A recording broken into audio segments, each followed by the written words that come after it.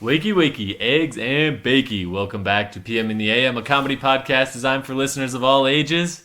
A show where we take a deep dive into some of the funniest topics we find on the internet, including items, including questions, including bracket debates. And today we got a good show for you. My name is Porter McNeely, alongside co-host Blake Bushman. And we are trying video again, Blake. Yeah, no, it's a little bit of a new setup here. You know, with Christmas, you were in town and everything else, so we decided to try out a couple of new things. So if it's not great today, stick with us. We'll figure it out as we go. Yeah, the audio should be pretty good. The video, we will see, because I'm going to have to try some new editing techniques. They might come through a lot later in the week. But it's exciting. We're excited to kind of start a new chapter with the PM in the AM podcast. We hope you guys all had a very Merry Christmas. And I got my gift for Blake here. So we wanted to have a little opening session for him. Should I be concerned about this right now? Is this? No, you shouldn't be concerned, because I'm probably top 10 gift givers. All I know is that if I scream, it's going to be great for audio. No, you won't scream. This is maybe out of pure joy and bliss. I got a nice bag. I hope you here. didn't care about this bag because I just ripped it. Oh, it's okay. It's probably like a Wendy's bag or something. This came straight from 4 for 4 to PM in the AM. Exactly.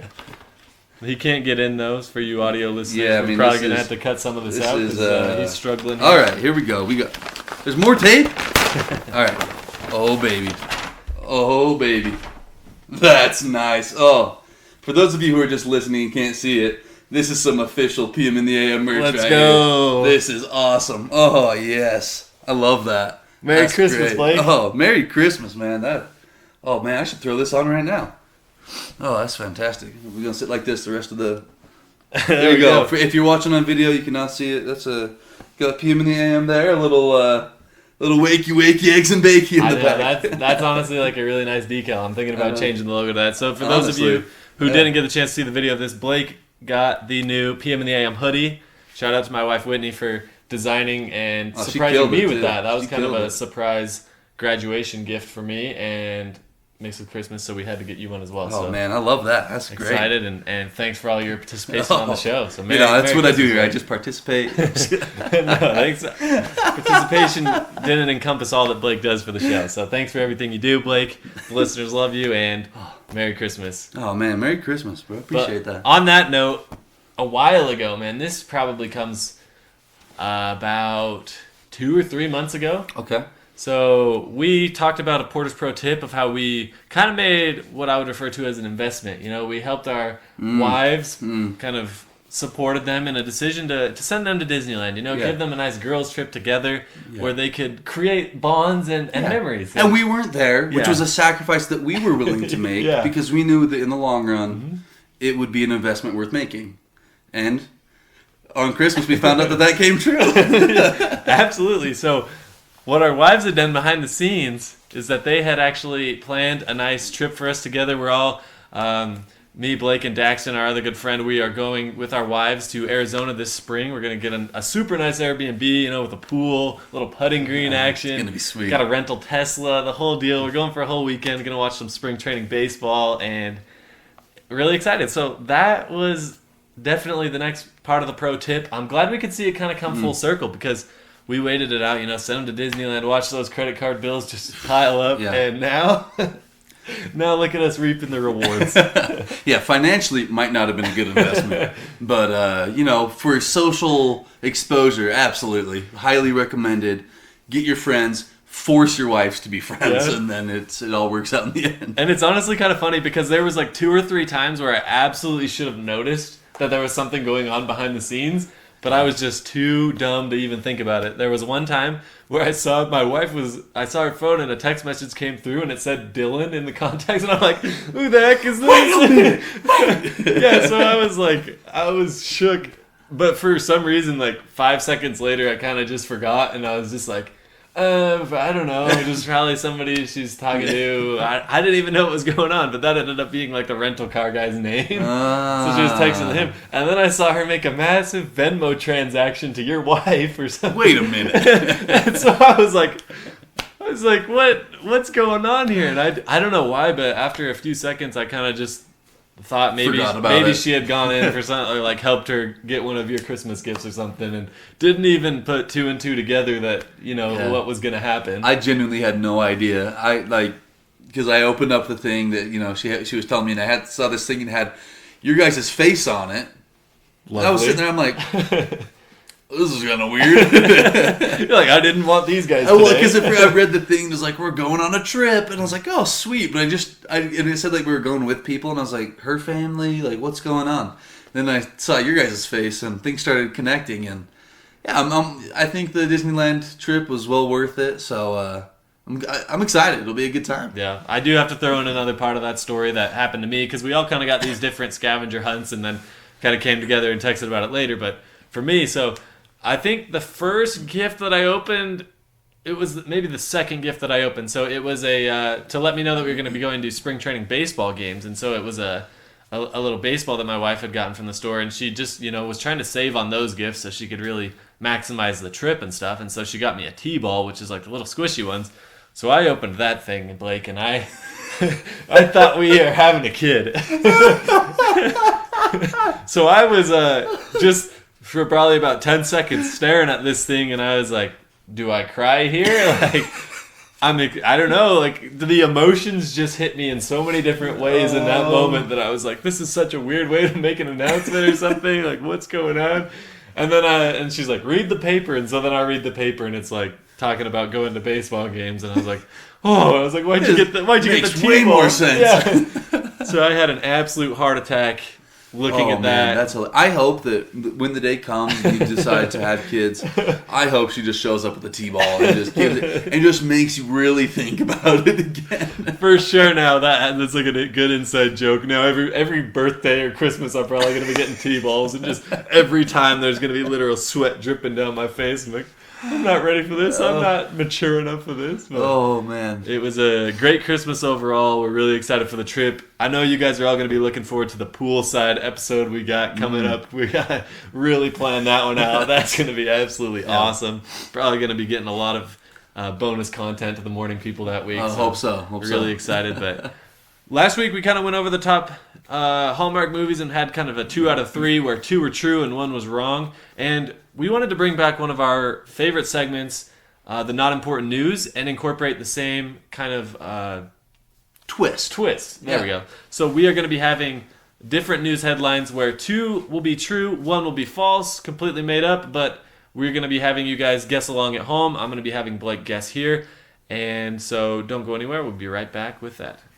All right, and we are back. Excited as always to bring back the Not Important News. This is kind of one of our bread and butter segments, Blake. This has been with us kind of the entire journey. Yeah, I mean, it's what we started with from day one. I think it was our longest running segment for sure. And we've kind of tapered off here the last little bit, but I think the morning people will be excited to have it back. Yes, for sure. Especially in this new format. So for those who are new to the podcast, this is where we go search the internet for the most insane news headlines that we can possibly find. Usually just super out-of-pocket news stories, share them with each other. But this time we got that new twist where one of these stories out of 3 is going to be fake. So, Blake, do you want to go first? Or? Sure, yeah, I'll get it started here. Right. All right, so I'm just going to read just the headlines, and then I'll let you decide. And then the ones that are real, we can kind of break into, go into a little more detail if you want. My first one here is, a man sneaks into a World Cup locker room, tricking security due to striking resemblance to Moroccan goalie. Iguanas are found causing power outages in Florida. And Atlantic City doesn't fix a giant pothole, but places a giant Christmas tree there instead. Oh, man. Okay, so this is really good. The goalie one, I feel like I'm a little on edge about because, World Cup is big news. It is big news, So I think, but, Morocco's probably not the most famous team. If it's Argentina or one of these other ones. If the dude looks like Messi, he would have been all over the place, for sure. Exactly. So I could definitely see that one being true. I have to say, the things I've heard about Atlantic City is a very terrible city. all of my knowledge from Atlantic City comes strictly from movies. Yeah, exactly. If I made this one up and Atlantic City isn't a real place, I apologize because I didn't know. Well, now how am I supposed to know? No, Atlantic City, I believe, is in New Jersey, and it's like a just gambling garbage town. Okay, so it's like a Walmart version of Vegas? Exactly. Okay. And so that does seem to make a lot of sense to me. And so, due to that, I'm going to guess that the iguanas are not causing power outages. That is a real story. Dang it. That is real. The one that is fake is the one that you were on edge about. It is the World Cup. I made that up. Dang. I even Googled the Moroccan goalie's name. I'm not going to try to pronounce it because it's I had it written out here and I was like, yeah, nope. All I would have had to do to get that one is just question you what his name was. Dang. Yeah, I would have had to. I would have been like, you're like, no further questions. But yeah. I should have trusted my gut on that one. Apparently, and I'll have to get into this iguana story here to really see what's up. But I wouldn't be surprised if it's just Florida guys that are like grilling them up, and then way too many power surges or something. That's not real. I don't know if that's the story. The grilled iguana. I made that up crisis. as well. But for one reason or another, and that is exactly what's happening. They're having iguanas for dinner. And I don't know. I'd have to. We won't get into it. We don't have the time here. But if you wanna know, Google iguanas are causing power outages in Florida, and you can read all about the iguanas for dinner. That's breaking the power grid. Dang! I just thought you snuck it in the middle. You kept it simple and very realistic, but yeah, I could definitely see that one happening. So, all right, Blake, are you ready for mine? I'm ready. Let's hear it. Okay, so. The first headline we have is that Alabama colleges are getting rid of algebra classes because of extremely high failure rates. Oh, see, that's... Oh, man. And then next we will go to a person who was cited for driving in the HOV lane with an inflatable Grinch in the passenger seat. I fully believe that because I've seen somebody put up a hoodie that has a balloon in it and drive on the side. So we'll see. I need to hear the last one, but I believe that one so far. Last but not least, we have a heavily tattooed mom that's banned from child's nativity over appearance and is told to watch through a class window. Oh crap, dude! If I get this right, this will be 100% luck. Oh man, There's no way they would get rid of algebra, right? That's not real. I know that they might have bad passing rates, but they wouldn't get rid of it entirely. So I'm going to say that that's the lie. Dang, you got me? But the funny thing about that story is I was having a hard time coming up with one completely, and it's actually Kansas. Is it really? Yes. What? Because the classes are so often failed, it said they were considered getting rid of them completely. So some of like the prerequisite math classes that you don't necessarily use in your degree choice. Okay. For certain majors, they're just looking at like, you don't need the math for this, and so they were looking at replacing it with other more applicable things, which to me made a lot of sense. I thought switching it into Alabama, there's a couple of stereotypes. Genuinely, I fully believed it. If I hadn't seen the guy driving with a balloon down the side of the road, I would have thought that was a lie. And the other one was just a 50-50 shot. So I'm happy that I got one right. Because if I mix the next one now, I can relax a little bit. No, that was a good one. That was really a good one. All right, I'll give you my next ones here. Let me get into it. All right, Let me try again. The Oxford of the Year award in 2022 is revealed as Goblin Mode. Unable to steal pet dog, 3 men kidnap brother's dog and demand the dog...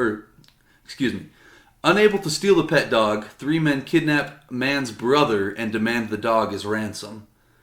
Or a new strain of super rats mutate to withstand insecticides and terrorize farms.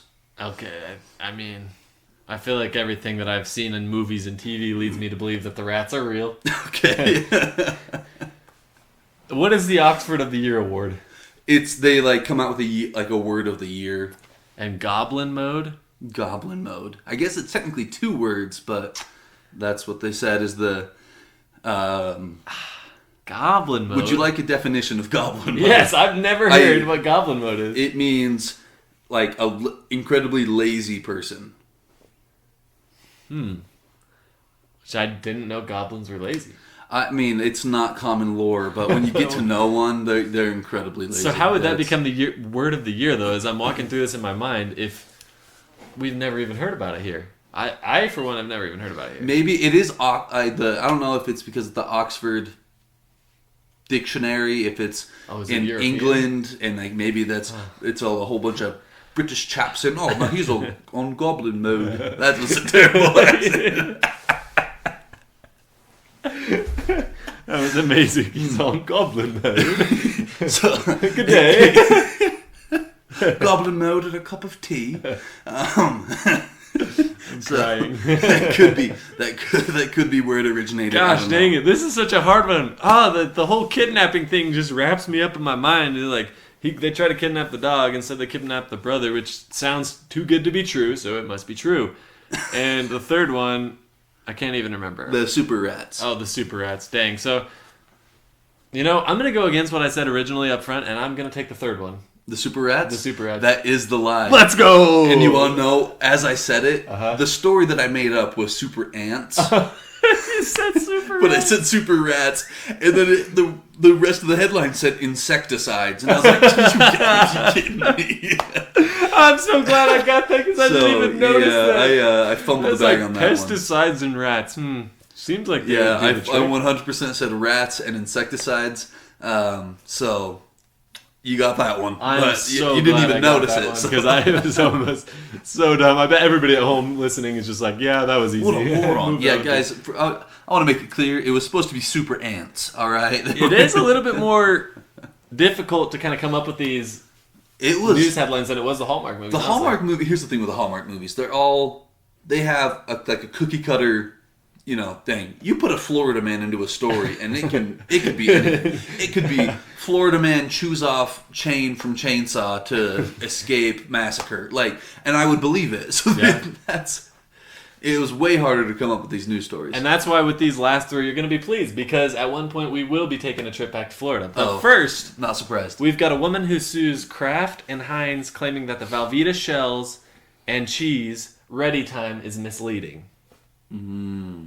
Okay. Then we are going to the wonderful state of Florida, where we have a man who burned down his small town's Christmas tree while he was showing off upgrades to his Honda Civic.